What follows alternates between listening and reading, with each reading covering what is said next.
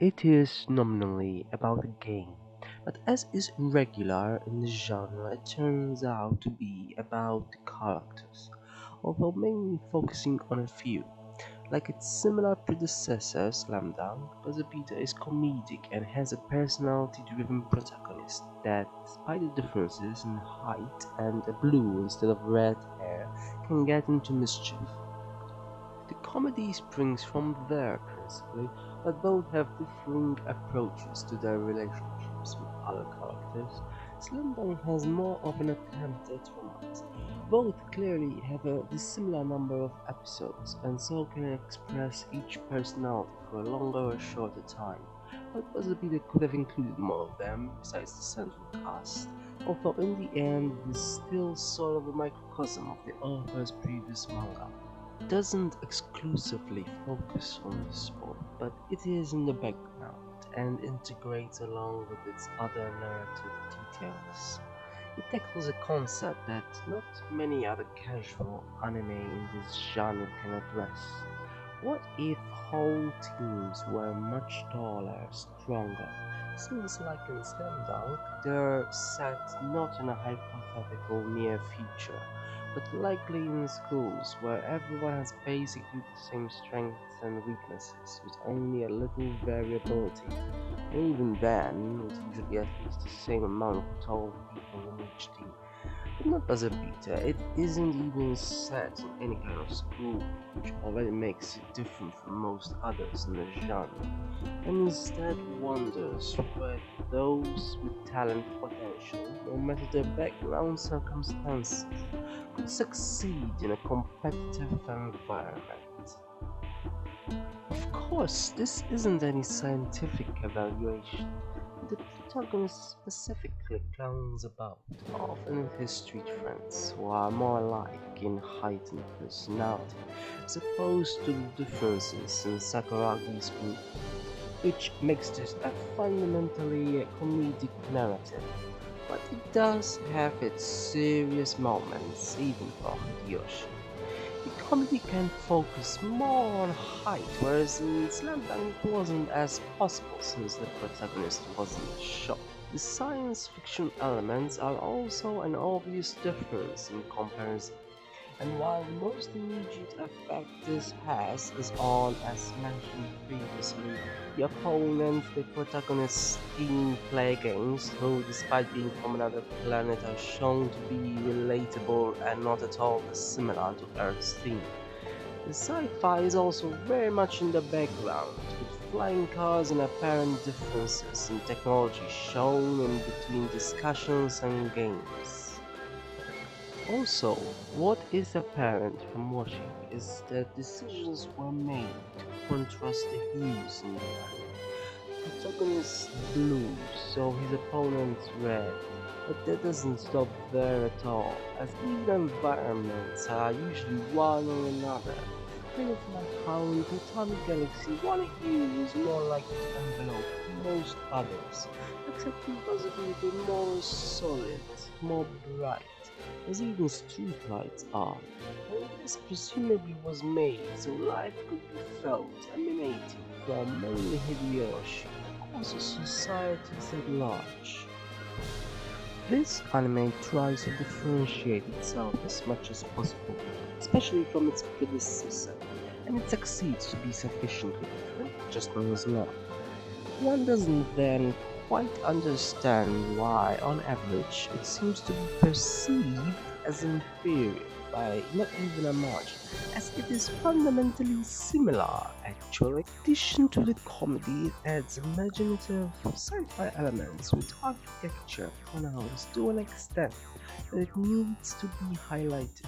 Slam Dunk doesn't have such, mainly due to its mundane settings, and so the geometry can't be seen as unique in as much as it is similar to most other, usually slice of life anime out there. Whereas Invisible Peter adds a background to what is still a familiar narrative. It is grounded in any reality potentially common to many, with aspirations possibly mentioned too, as the symbol that looks upwards and asks, how something as mundane as a teen game can be combined with a concept as grand as the universe.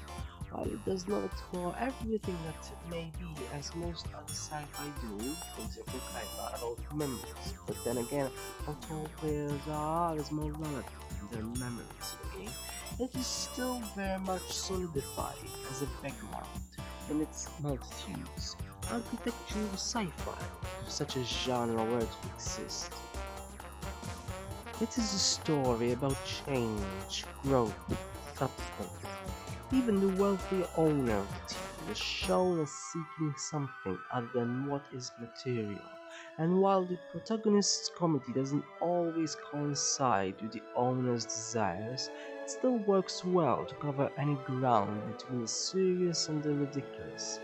It isn't quite complete story, but then neither was Ramdak, although it was still appreciated for its comedy mainly. Viewers might have bonded with the characters more due to being 4 times as long. Then, if one was to evaluate the comedy on its own, both can be enjoyed in their own way. The male protagonist has a comedic relationship with their female counterpart, as in Slam Dunk, although both approach the dynamics from a different point of view, as with the latter it is more romantic, whereas in Bazooka's sibling rivalry is more the feeling. Notice the radical difference, such contrast not present in Slam Dunk. What this anime combines well is differences, whether the story is situated in this world or in another, in outer space, it can be quite seamless, but still obvious as the hues are, almost always clearly distinct. The very fact that it attempts to deal with the mundane sport only for it to be exported to a hypothetical future where intergalactic games are possible is, at very least, an interesting intertwining. Even the protagonist's name comes from Japanese history, a daimyo from nearly a century before Yoshimuno, a shogun, also the owner's name in Bazooka, thus merging the past with the present and future. Hideyoshi was historically known as a great unifier, so Inyo Takehiko, the author, is possibly making the protagonist in the anime a similar figure when it comes to winning or losing games.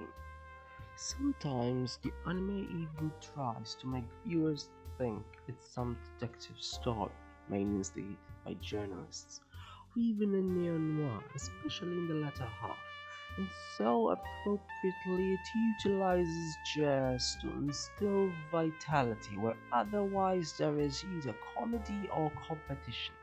This is a city most would recognize even today, with existing buildings. Then suddenly it's outer space, and the travel is much easier and as omnipresent as the flying cars that also silently create a technological norm within the anime. What makes it different from sci-fi like Kaiba is that the entire world isn't unrecognizable. The geometry isn't so unique that even the art style is idiosyncratic. Although every anime's art is different, it shares with Slam Dunk certain comedic indicators, for example. It is a world that could easily be reality animated, but then it goes further and asks, what if? It is a journey of maturation, not unlike most other narratives, but yet it is done in a certain optimistic, zesty sense of mockery that Sakuragi in his genius would surely appreciate. It is a tale of hope, possibilities, and the many impressions light can have. It is a visual feast, and while not perfect or complex, it is surely about as enjoyable as its older sibling anime. Just as this is a shade of blue, the red contrasting beetle is just as hilarious. Whether 26 episodes or 101, anime can surely still be entertaining at whichever length and for a variety of reasons, whether comedic, visual, or speculative.